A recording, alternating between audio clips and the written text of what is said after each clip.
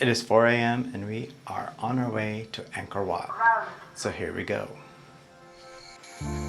Alright, we are walking in Siem Reap. Gonna hit the cash machine really quick. Our guy did say Siem Reap is very safe. You can walk any time of day and night and you will be fine. So here it is. Look how quiet. Early in the morning. So we just used the ATM and this is the quiet street of Siem Reap. As you can see, at 4 a.m. it's still very quiet. Angkor Wat isn't just a temple, it's one of the most famous places on earth, and today we're seeing it for the first time. We are up early to beat the crowds and catch the sun rising over this ancient wonder. If you love travel, adventure, and bucket list moments like this, hit that like button and subscribe. This is a day you don't want to miss. This is the building you get your tickets or your passes for Angkor Wat. It's like a passport. This is the Angkor Wat ticket booth, just a short ride from Siem Reap Center. One day ticket will cost you $37 that gives you access for a full day, but if you really want to dive deep, you can grab a 3-day pass for $62. Okay, so we got our tickets now. This is my ticket to Angkor Wat. As you can see, they print your picture on it. Here we go, we're heading back to the bus, and now we're gonna go to Angkor Wat. We made it to Angkor Wat just before sunrise, and trust me, it was still pitch dark. That's why hiring a guide ahead of time is super helpful. They'll lead you through the darkness and get you to the right entrance without getting turned around. But if you didn't book one, don't worry, there are plenty of local guides along the path ready to help, and you can negotiate that price on the spot. And here's your first tip of the day. Put on mosquito repellent. You're in the jungle and those bugs show up before the sun does. Okay, we are walking towards Angkor Wat now. Angkor Wat is the world's largest religious monument. Built nearly 900 years ago and once was lost to the jungle, it's a true wonder and a symbol of Cambodia. Look at this as we get closer to Angkor Wat. There are more and more light coming in. Sunrise is starting to come in. Oh man, you can just see the silhouette of this very ancient temple. So here we are at Angkor Wat. Finally, it's been on the list for quite some time. You can kind of see the silhouette. Oops, steps are uneven, be careful. You can kind of see the silhouette behind me.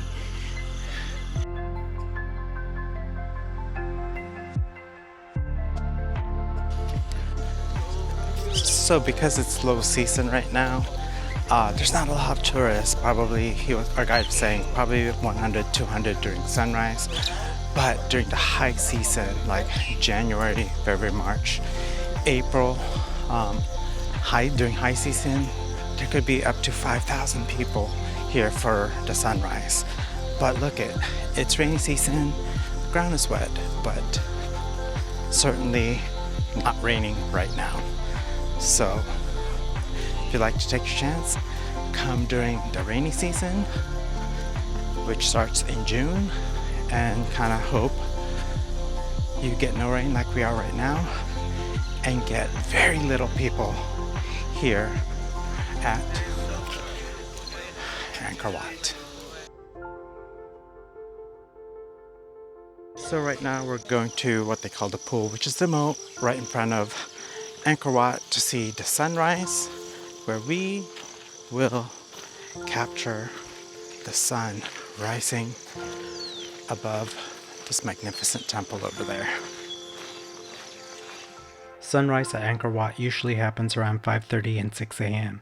and even with some early clouds, it was still peaceful and magical.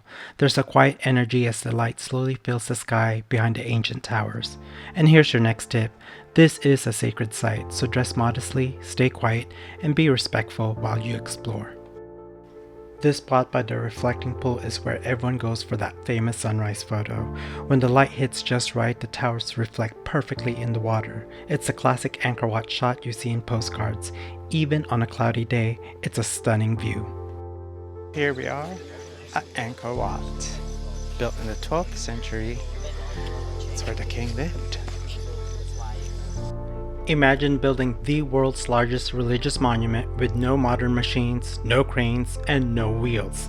That's exactly what this empire achieved nearly 900 years ago in the dense jungles of Cambodia. Angkor Wat was built in the 12th century by King Suryavarman II, not just as a temple, but as a grand statement of power, his royal tomb, and the cosmic symbol of the universe. Over 5 million tons of sandstone were carved and moved from more than 30 miles away, floated down rivers, and stacked meticulously by hand. The entire layout is a masterpiece, perfectly aligned with the sun and stars. Every single detail was planned to showcase the strength, faith, and glory of this empire. And the deeper you look, the more you realize it's not just a structure, it's an ancient story written in stone, waiting to be uncovered. The carvings inside Angkor Wat are incredible. Thousands of detailed images tell stories of Hindu mythology, epic battles, and ancient legends.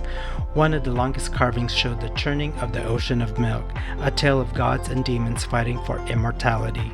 And believe it or not, these walls were once covered in red and gold paint. Over time, the colors faded, but if you look closely, you can still spot traces of that royal glow. It must have looked absolutely breathtaking.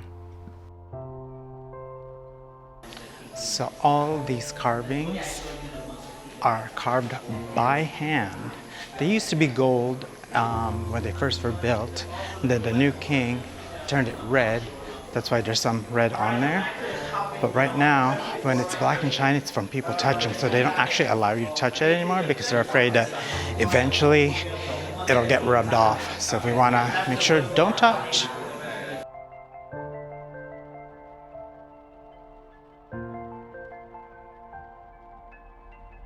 I just learned something new. Sri Lanka used to be a province of Cambodia.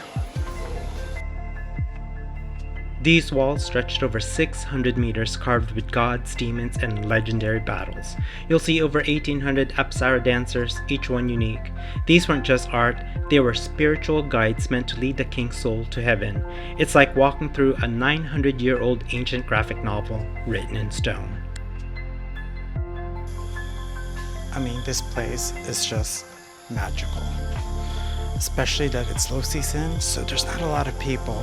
Our tour guide said at most there's probably 100, maybe 200 people at the temple right now. During peak season, he said there could be upwards of 5,000 people here walking around, so we wouldn't be able to get great pictures like this shot right now. There's no way I would get this beautiful hallway basically to myself to take this video. So it's kind of neat.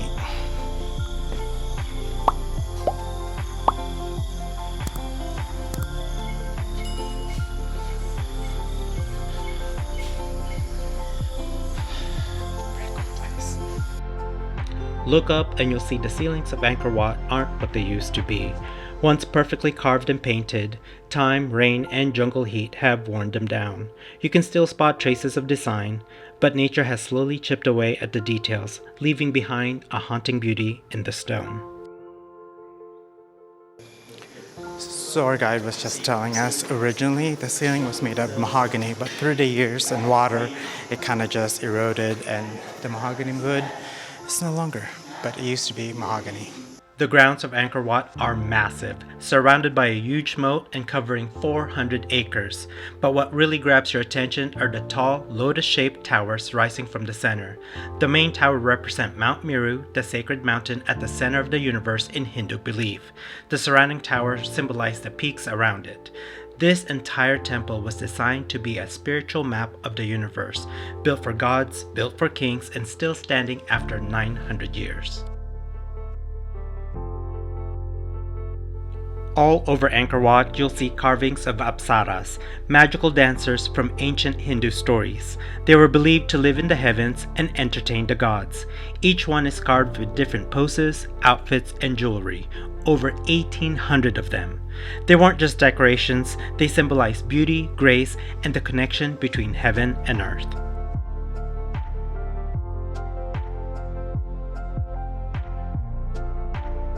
So we're gonna get in line to climb up to the third level of the temple.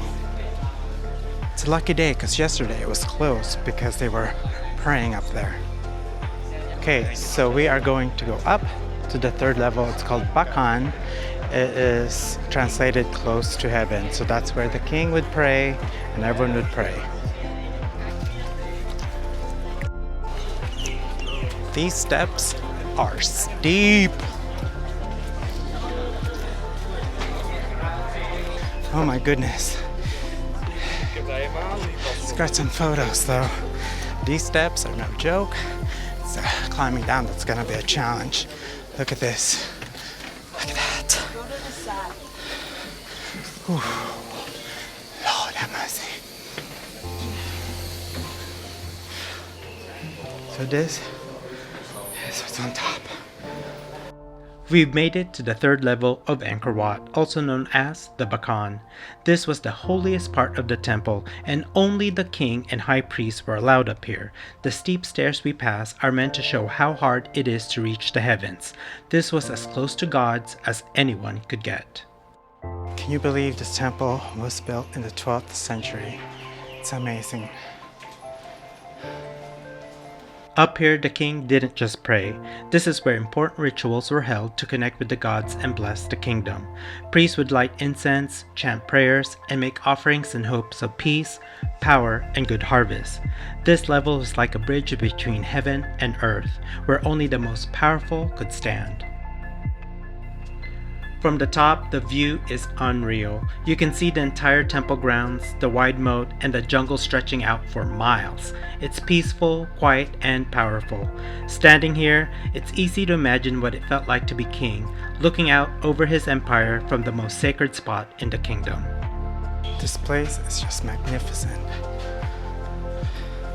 Just gotta watch your step. It's beautiful. At one point, I lost my group and started to walk in circles trying to find the exit. It felt like a maze, even though it was just one big loop. But with all the paths and entryways, I somehow managed to get lost in a circle twice.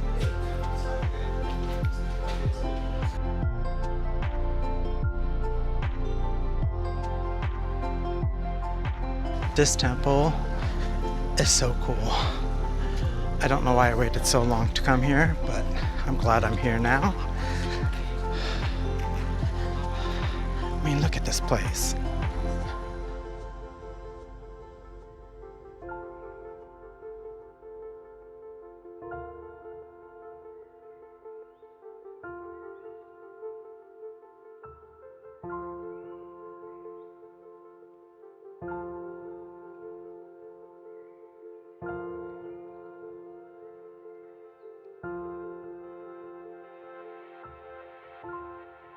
Amazing, because how would they know? They studied astrology and they built the temple perfectly in line with north, south, west, east. Amazing.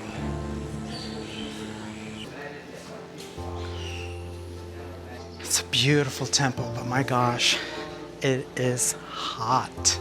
No joke. So much more humid than hot, I guess, but you will sweat. But is it worth it?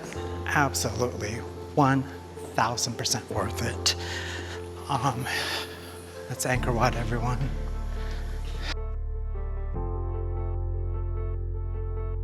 What an absolute beautiful, beautiful temple. This is just one of 4 that we're visiting. We're going to another one, then having lunch, and then going to Tomb Raider Temple, actually. But wow, let's take one last look of Angkor Wat.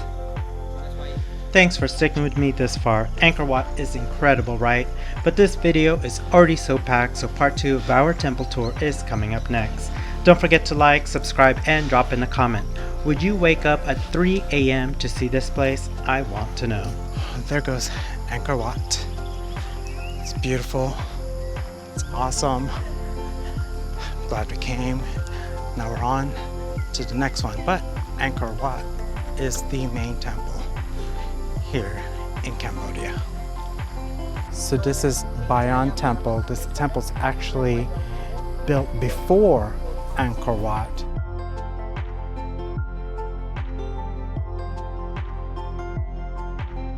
So here we are at the famous Siem Reap Pub Street.